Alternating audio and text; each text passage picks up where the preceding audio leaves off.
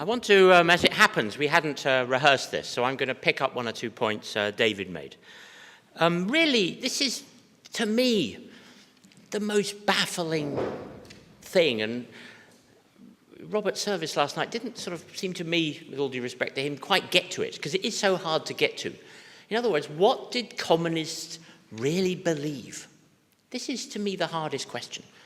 I mean, you can imagine communism as a structure with power and gulags and KGB, all this stuff. But why? You know, what was it that made them do this?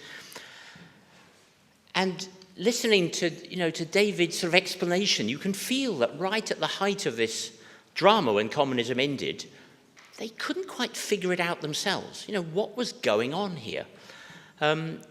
Oleg Gordievsky, some of you have heard of Gordievsky, some of you may know him. He was the KGB defector working for the Brits who escaped from Moscow and came to live in London in the 1980s. Big deal when we got him out of the Soviet Union. I went to meet him in about 1986. I was the young desk officer in the planning staff of the Foreign Office. And he was then chatting, and it wasn't so long after he'd left. And we were talking about Gorbachev and perestroika and glasnost, and I said, what is it these guys believe in?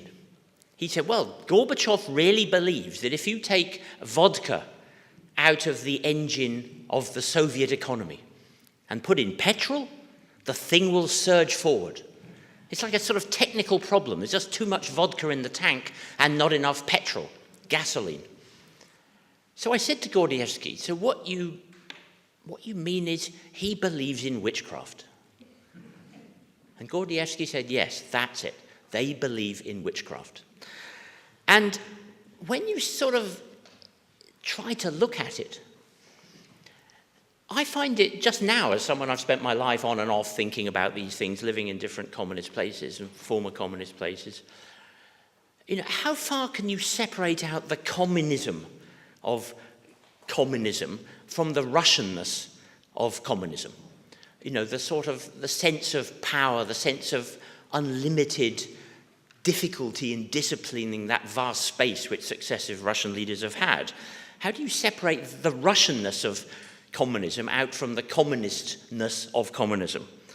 I met Yuri Averbach when I was in Moscow, 93 to 94. Yuri Averbach, some of you will know, was one of the greatest ever chess players. I was interested in chess, so I met Garry Kasparov and so on. I went round to Yuri Averbach's house, his flat in Moscow. And he told me how ideology had penetrated chess to the point where certain chess studies, these are little puzzles, chess puzzles, were deemed to be anti-communist, as opposed to other chess puzzles which were fine. So this idea of the sort of madness of communist sort of thinking, of ideology, was really, really very profound. My first real contact with Hungary, I can tell you, was in about 1986, when Geoffrey Howe, who was the foreign minister, came here to give a speech, when it was still, of course, a communist country. I wrote the speech for him. I was the speechwriter in the Foreign Office. Maybe some of you were here to hear Geoffrey Howe then. This speech, for some reason, was not filtered by the Foreign Office. And so I wrote it as very much at the height of Gorbachev and perestroika, quite a sort of strong anti-communist message, saying, you guys, listen, you've got it wrong. Why don't you give up this communist stuff and sort of embrace markets? Maybe that is the way to go. Look what we've done in the UK. We've deregulated. We've done this. We've done that. We're really doing well now. Why can't you do the same? The Foreign Office didn't like this speech because it was too ideological. But apparently the Hungarians did. The Hungarian communists gave this speech a much bigger round of applause than the Foreign Office did. And then I was in Yugoslavia. My first job, 81 to 84, non-aligned, your neighbour, knew what was going on there. And I met a man called Srđa Popović, who's a big lawyer, dissident. And I was sort of talking to him about some of these things. I was the embassy young officer told to go and talk to dissidents. So I went to found some dissidents and went to talk to them. And he said, what you don't seem to understand, you young British diplomats, is everyone is telling you lies. Don't you understand that? And I sort of started to think, actually everyone I met was lying to me. But I hadn't noticed, because we're British, you know, we don't lie. We're not trained to think that way. And when you started really looking at it from that point of view, you realize there were sort of obvious lies and not so obvious lies, and really, really brilliantly clever, elaborate, subtle lies. And that was really what I learnt in Yugoslavia. I came back from Yugoslavia very, very anti-communist as a sort of thing, and I guess I sort of kept that going. Going back to why this issue of Germany, why did Gorbachev give away Germany? Well, there was in planners, we Foreign Office had a planning staff, like a sort of internal think tank. And I was there, and there was a young lady called Marriott Leslie, and she wrote a paper in 1987, basically saying, because she'd served in Bonn, she said, German reunification may happen much faster than you think. Everyone, including me, said, you must be crazy. Why would Gorbachev, why would perestroika, all this stuff? Okay, it's fine. But why would anyone give away East Germany? She said, I don't know, but I just think it might happen. Everyone, literally everyone, laughed at this paper until 2 years later. And then they pulled it out saying, well, of course, we saw this coming, you know. And then we started, and then while all that was going on, you know, the round table in Poland, the end of the Berlin Wall, I was in South Africa, and I met Govan Mbeki. I don't know if any of you have met Govan Mbeki. Govan Mbeki was the father of Thabo Mbeki. He was in Robben Island with Nelson Mandela and all of them for 20 years or so. Govan Mbeki came out of prison, and I went to visit him as the young first secretary. And, you know, very nice, sort of friendly, sort of African old gentleman he was by then. And I said to him, you know, what do you make? You're a communist, because he was very much on the communist side of the ANC. I said, what do you make of what's happening in Poland? Round table, solidarity, you know, free elections. People are talking about having elections in these communist countries. He said, this is very important. He said, we communists, we believe in elections. We believe in free elections, on the condition they are organized so that the communists win. And then he said something very sort of profound, really, about going back to what these people believe. He said, any other result other than the communists winning would be to turn back the wheel of history. The wheel of history, the idea that somehow there are these great forces, scientific forces, propelling ideology in a certain direction. And, you know, after everything he'd been through, he absolutely hadn't deviated, you know, from that at all. And, you know, this was baffling to me when I was sitting there in the Foreign Office as communism ended. My boss, Rod Line, later ambassador in Moscow, he went on holiday in August 91. I'd come back from South Africa. I'd been in the Soviet department for 6 weeks. I'd never worked on the Soviet, you know, issues before. I mean, I didn't really know anything about it. I'd lived in a communist country, but Yugoslavia was different. And so he went on holiday, and there was all this ferment in Moscow. And I said, knowing my luck, there'll be a coup when you're away. And they phoned me up at 4 o'clock on the Monday morning saying, you better come to the Foreign Office, something's happening. So we turned up, and in those days there wasn't email, you know, there wasn't fax machines hardly. So we didn't really know what was going on. And there was this thing that happened with Gorbachev and Yeltsin, and whoosh, 3 or 4 days later it was all over, and then we started to, you know, the Soviet Union then started to unravel. And Ian Lindsay, the British ambassador, sitting there prettily in the front row, he was in the department then as the young desk officer dealing with the Baltic states just after they became independent. And we had I don't know if you were there, Ian, but we had a bet on when all these republics would become independent. And we guessed that maybe Azerbaijan, Armenia might be independent in 2 years' time. And maybe this would happen, maybe Georgia, the others not so much. In 6 weeks by Christmas, the whole thing had gone. Whoosh. And so we then had these massive debates in Whitehall. What do you do with Russia? I mean, where do you start? What's happened there? We didn't really, you see, we didn't understand. I can tell you this for free. We had 2 problems in the Foreign Office. We didn't understand communism, and we didn't understand capitalism. And that's because we'd never had to think about them. Communism was just sort of out there somewhere, and capitalism was sort of out there somewhere. And what is it that makes the lights come on in this room? What allows this gentleman here to have this amazing technology? Where does it come from? If you're trying to set up a society from scratch, where do you start? And the right answer, of course, is the legal system, because that's what makes it all work, having honest judges. We figured that out in about 1680 or something in the UK. It's the legal self-discipline which is at the heart of capitalism, and that allows private property, and that then makes it work. So in the Soviet Union, we went for private property, but we didn't really go for law reform on the scale that mattered.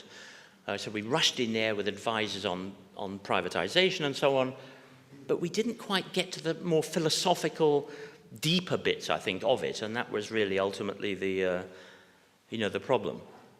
I mean, it's funny, just looking at Budapest, there was McDonald's. I saw McDonald's this morning. And the British had a really clever idea in 1992, which is we would help the Russians understand farming. Because there'd never really been farms in our sense, in living memory.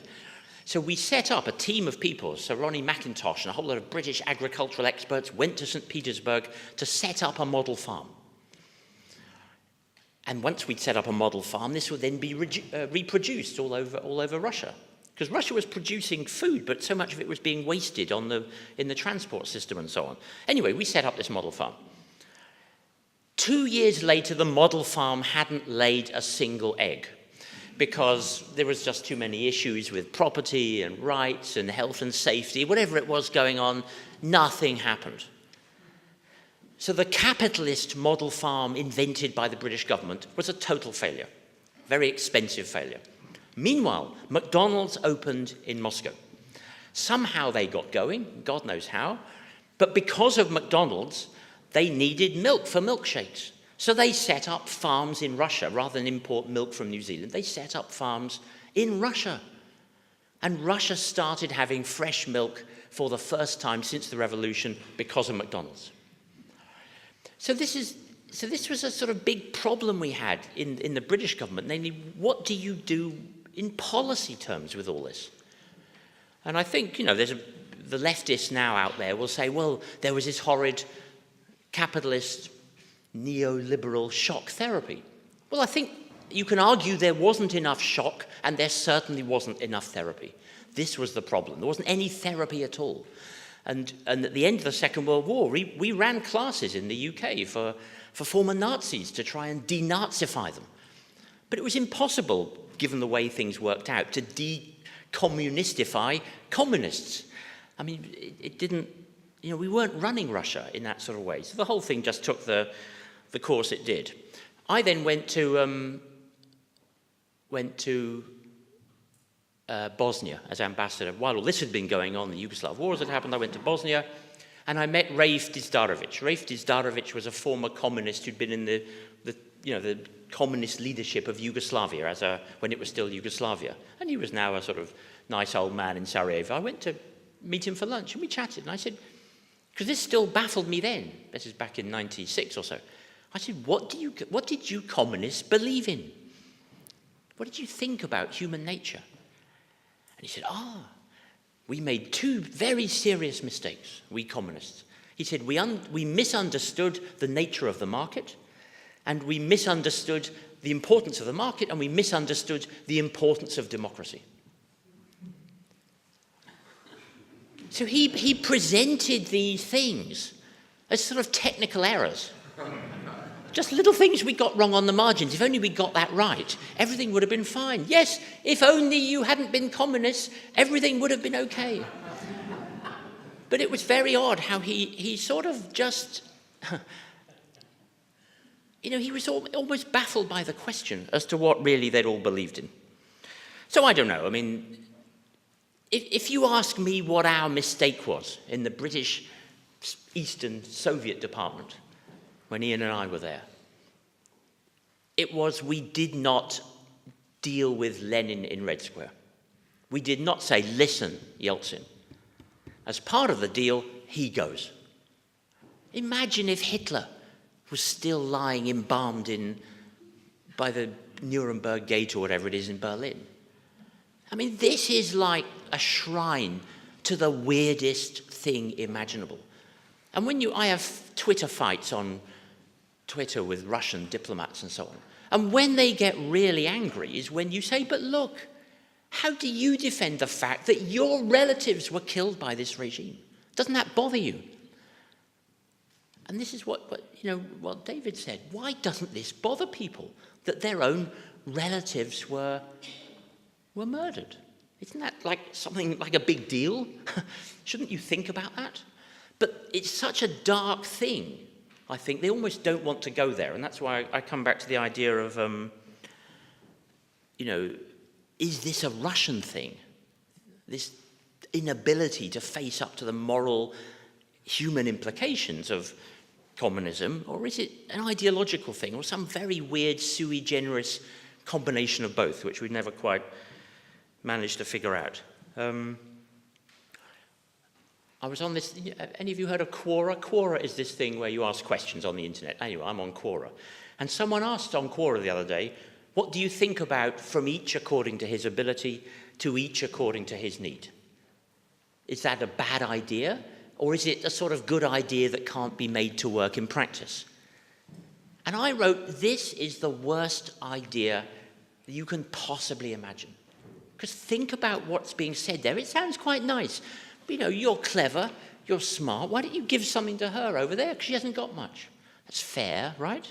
But what you're really saying is, if that becomes a guiding law of society, that the people who can do are the slaves of the people who can't do. It's actually a recipe for slavery. It's an immoral slogan. And that really is right at the heart of communism, I think, that Marxist idea that if you create, you are just creating for other people. They are entitled to take your creation. And that goes right to the heart of human nature and what we think people are for. Yes, there should be clearly some form of human solidarity, but it has to be based on some form of contract, not coercion. So, I don't know, my last telegram in the Foreign Office in 2007, I wrote about the two vampires, the communist vampire and the Nazi vampire. And I wrote about the Katyn massacre. And I said, we wouldn't have allowed Mladic, General Mladic, the Serbian war criminal. We wouldn't allow the Serbs to call somewhere in Serbia or Bosnia Mladicgrad. That just wouldn't be acceptable. And yet we have somewhere in Europe named after a war criminal.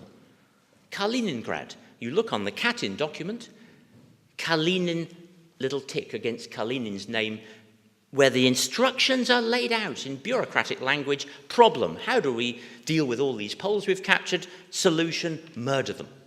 And Kalinin's tick is on there. That's absolutely unambiguous war crime. And yet they've got away with it. And this is my telegram about the vampires, really. I said, we in Europe, we've put a stake pretty much through that Nazi vampire. There's still little bits of it wriggling around here and there. But it's sort of gone. But we've never put a stick through the communist vampire. And we left Lenin in Red Square. We didn't deal with that because we just weren't ideological. As John said, we sort of, the right wing, such as there were in the Foreign Office, we didn't want to rock the boat. Yeltsin was our guy. Don't put him under extra pressure. Well, fine. But that had to go. And it hasn't gone. And it sits there like this horrible, black, malignant disease in human nature. And until that goes, I think we're never going to get rid of this communist vampire. Thank you.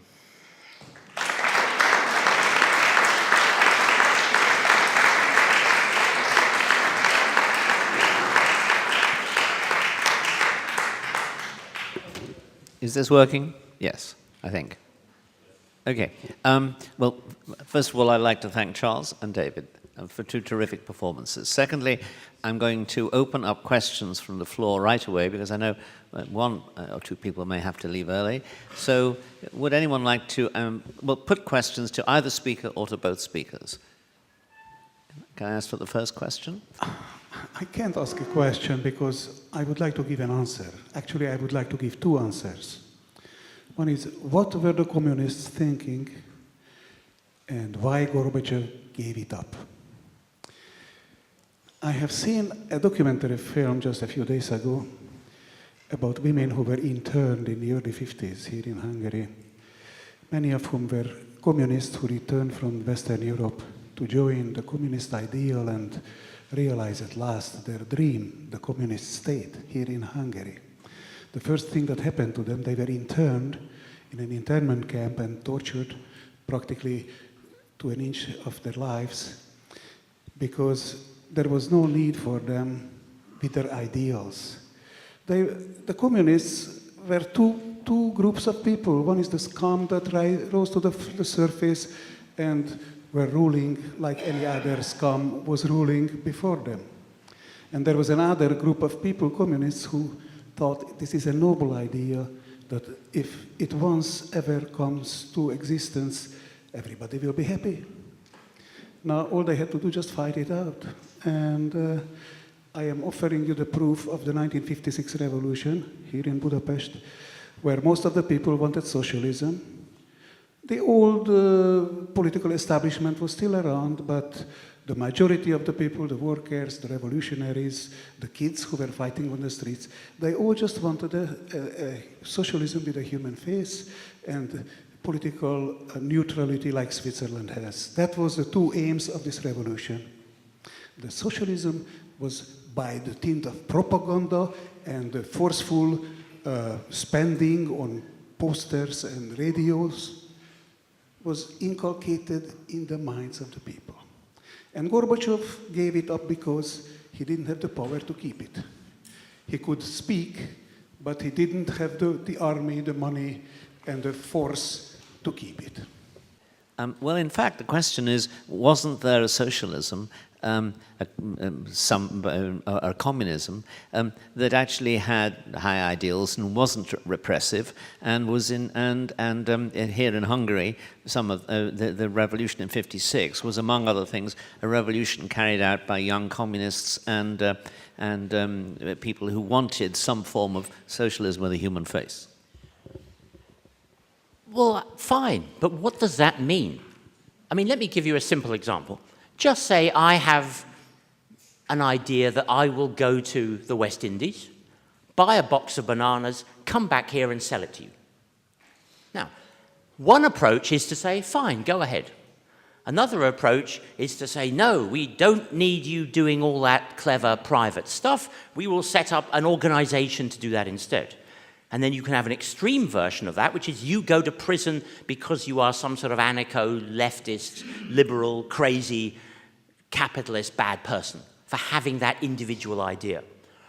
So either the system allows you to buy and sell bananas, or it doesn't. And socialism with a human face normally means you won't have bananas, but we won't beat you up so much if you try and sell bananas. And when I went to Moscow in 1993, this is going back to what David said about what Gorbachev believed in. You had all this perestroika and glasnost, but there were still no bananas. And then finally, they started importing bananas into Russia for the first time following the end of, since the revolution. Everywhere you looked in Moscow were banana skins. Because it turned out people quite like bananas. So I think when you talk about these slogans, what do they mean in practice? Are you as an individual allowed to do something or not? And normally, I'm afraid to say, there's this sort of feeling that if you just have enough socialism, these things happen. But the lights are on in this room. My iPhone works. The mineral water's here. The paint on this table is here, not because of the Central Committee. It's because individual people have taken risks. They've come up with clever ideas. They've experimented. Their businesses have failed. This is a very profound philosophical insight. And socialism just retreats into these stupid slogans. And in the end, that's why you have to put people in prison. You can't let them out, because if they do go out under their own steam, when I say put them in prison, you put up barbed wire fences around the whole country. You imprison a whole civilization. Because if you let them out, They might buy bananas. Thank you. David. I don't think it's possible to look at communism as a noble ideology. It was the dictatorship of the proletariat, wasn't it? And where does that leave people who are not proletariat? The answer was it left them in the grave. And there was built into communism persecution of people who refused and rejected communism. It was not possible to have a discussion about that. You were given your orders. So when we're told that it was a noble thing, I'm afraid I want to shrug my shoulders, because all it can do is dangerous to human nature and human society. Now, I'm on the side of both speakers on this question and against Shandor, which you won't be surprised to learn. But I do think there's a question which you have to deal with in responding to him. And you have both, in a sense, touched upon it, but I'd like to just ask you to concentrate on it, and that is, there had to be something really powerful in the concept which gripped people to the point where, as you have both pointed out, they were not unduly disturbed by the murders of close relatives, but remained loyal to the idea. And indeed, in the work Darkness at Noon by the great Hungarian former communist writer Arthur Koestler, they remained loyal to communism even when they knew it was leading to their own death and extinction. So this is something profound and deep in the human personality, and it has to be, in a sense, the idea which has shaped people in this way has to be something profound as well. So it seems to me, obviously, at the level which Charles was just discussing, it's complete folly and absurdity, and you can't make sense of it. But what is it that leads to the communism, the communists prepared to accept their own murder on the one hand, or indeed in the film Downfall, to the case of the man who's being Hitler orders the execution of Eva Braun's brother-in-law, and as he dies, he shouts, Heil Hitler. I mean, this is a religious impulse of a deep kind, and perhaps I can ask you both to address it. Yes, of course it's a religious impulse. If you believe in something beyond inquiry, you see it, don't you, with Islamists. They believe that they're serving, they're doing devotion to the God who asked for these devotions. And it was the same with communism. It was a religious instinct. I think quite a lot of it came about because there were injustices in the ancien regimes which were treated with violence. The King of England had his head cut off, and the King of France had his head cut off. So the question was, who's to take their place? And I think the communists always had a belief that they would be people who should be in power, would be in power, and deserved to be in power, because they were going to be interested in the proposition of equality. The proposition of liberty is of lesser interest to communists, because they feel they have already got what they want, and the equality is the main thing. But from there to shooting people is a tricky one. I remember seeing on Russian television Lieutenant General Tokarev, who had been a colonel at Katyn, one of 4 executioners. And he described what he'd been doing. He said, yes, they brought these Poles in, 25 at a time in trucks, and the Poles got out of the trucks, and we lined them up, and we shot them in the back of the head, one after another. And by the end of the day, my finger was really sore. My thumb swelled up, and I really deserved my vodka and sausage. And the person on the program said, but you're speaking as though you think it was a good thing that you did. And the man said, the Lieutenant General Tokarev said, of course it was a good thing. Who were they? Poles, clerics, professors, parliamentarians, landowners, much better dead. That's where they should be. Communism wouldn't have room for them. Very briefly, my name is Julius Vároljai. I fully agree about your comments about the cultic, religious nature of communism. And when you mentioned Darkness at Noon, I was just thinking of that book. But I think anybody today, if you want to learn about the cultic aspects of communism, go to Georgia, go to Gori, and go to see the Stalin Museum. I went there in 2004, and you enter this building, and you think you're in some mysterious medieval cluster. And you go through the different floors as they show you the history of communism, how Stalin arrives, grows in the movement. And the most interesting thing was when I see a picture there where all kinds of communist luminaries were shown. A couple of years later, I saw a book in Washington in a library doing my research, and I find the same picture from which somebody was taken out in that museum in Gori. That person, I think it was probably Trotsky. He was no longer there. But at the time when in 1920 or whenever they were together, Trotsky was there. So you're absolutely right that this was a very deeply ingrained human experience that grabbed people in a very meaningful way. But let me just remind some of my Hungarian fellow countrymen here of a joke that I remember hearing as a young student in the early 50s in this country, in Budapest. There was a major congress of dialectic materialistic philosophers in Moscow. And then, so you know what was the most hotly debated question? Whether there is life before death.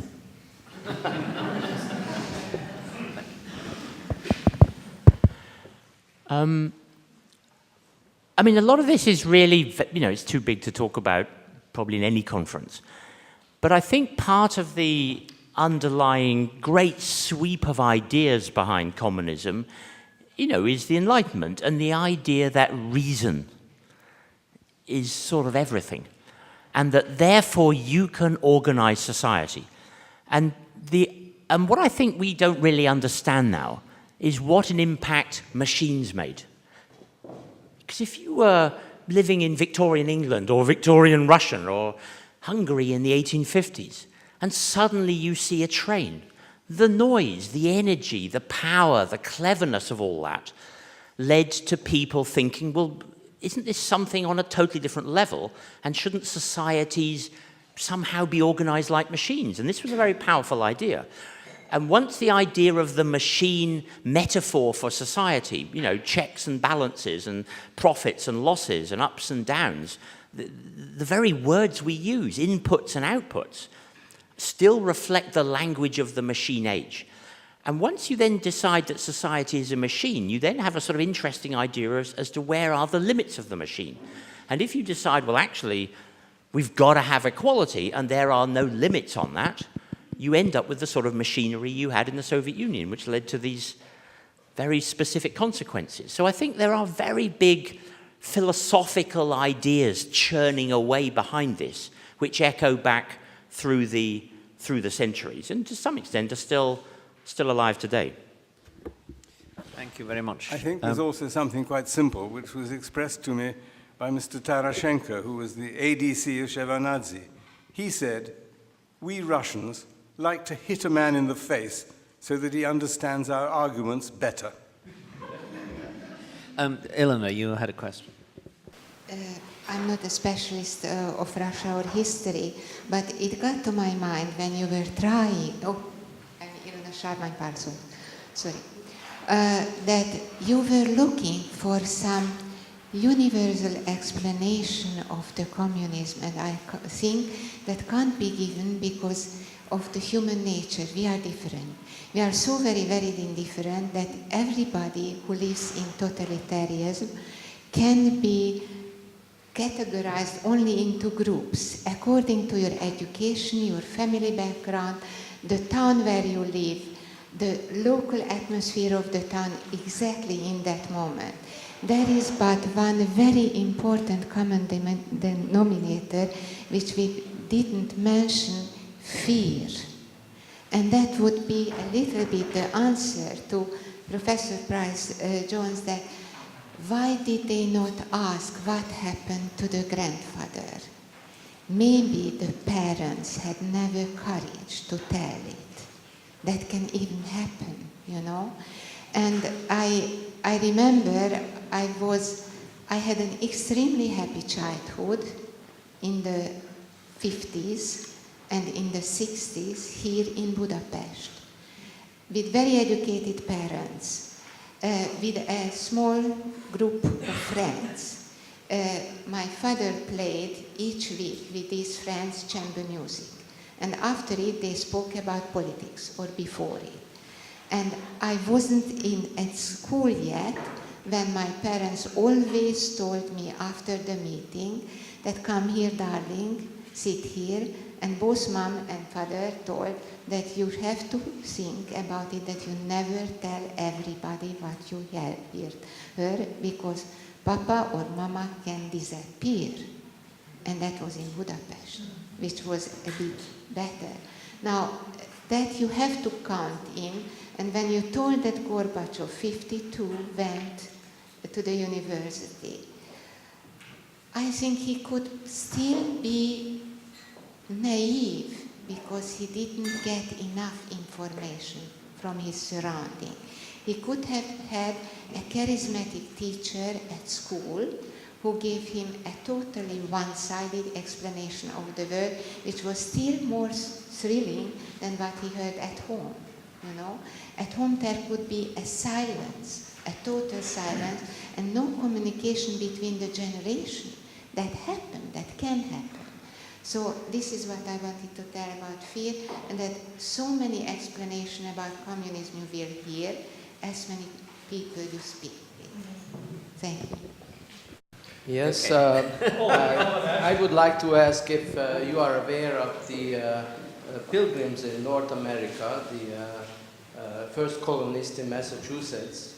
They tried communism in the first 5 years of their colony, and it was a total failure because the idea was that according to your capabilities we produce and according to your needs you take. And it was total starvation, and what saved them from utter death was the Indians who came and brought turkeys and corn and other foods. And of course, in the end, that's why they celebrate Thanksgiving, to be saved after this. And of course, they eliminated the Indians promptly for all this efforts. I wonder if I wrote a paper on this at that time, and it showed the utter failure of communism because of the human factor. Thank you. We heard here the expression of communist communism and Russian communism. Now I recall we wrestled with this thing somewhat differently. In the early 1970s, Zbigniew Brzezinski created at Columbia University the first Institute of Communist Studies. I was part of that for some years, and the recurrent theme, from my recollection from there, was Zbigniew himself and the shop. And what was the consensus from Cambridge to all the way, that communism is what happened to it through the Russian experience. And there was one communism, and that has been shaping, and that was they always thought they have the ultimate answer. That was communism, what happened in Russia. Now, and I do not elaborate on it, just I think this is a clear... My question here is that, do we see today Brzezinski's shops that there are two things? Really, there is a communism which could be anything, the philosopher Marx and Lenin, and I'm not talking about other philosophers, probably there were the only two who, and the experience, the evidence, the historical evidence which has grown into, developed into another theory. So, in one word, are there two communisms, and is communism something which is capable of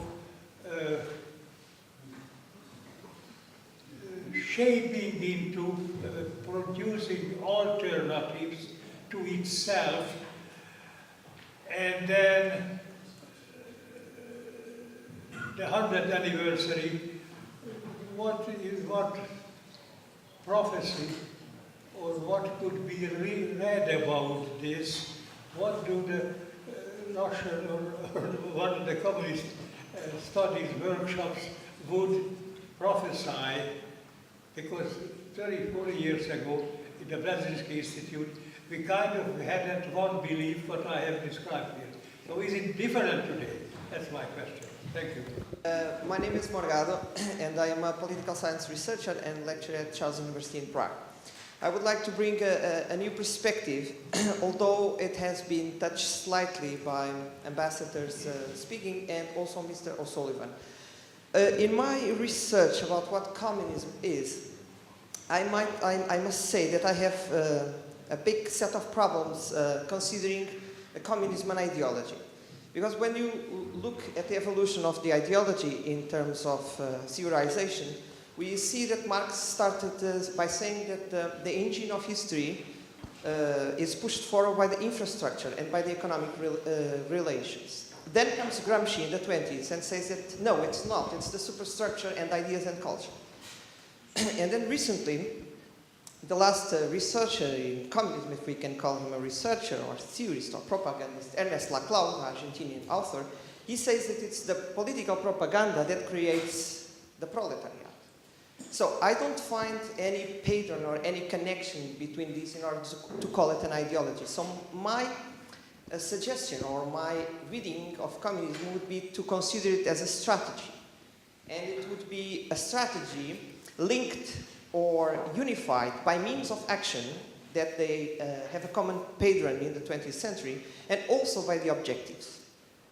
So could I just interrupt at this point? Yes. Look, it's obvious that you're making an important, serious points, but we really have to bring this session to an end. Okay, so I promise, therefore, to call on you early, and in one of the next sessions, one of the next two sessions, but we will really just have to begin to wrap it up here. I will shorten it as much as I can.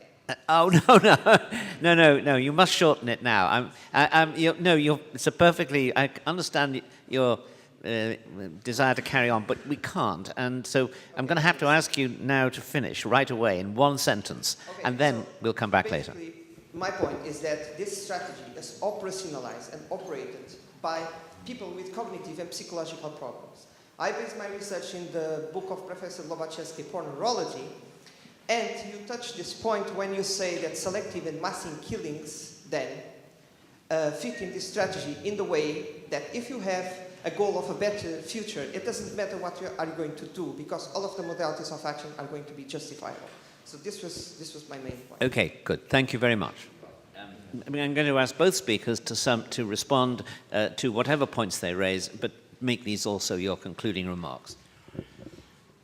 In the end, look, it comes down to a very simple proposition.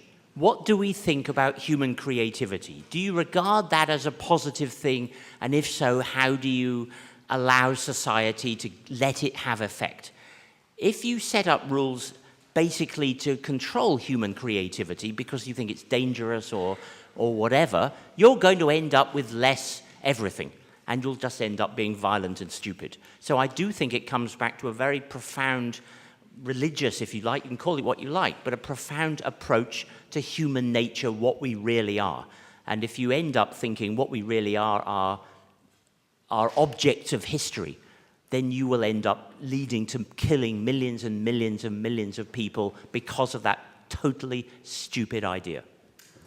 Thank you. David. Well, I perhaps didn't make it clear enough that Gorbachev is the man who gave us a revived view of the nation state. And I think that the most important part of communism was that it failed in its imperial role, and it succeeded in the anti-communist role of creating the nation state. In my judgment, Europe's made a similar mistake, and we're going to have to go through it again to prove that the nation state is, in the human mind, the easiest way of saying, answering the question, who am I?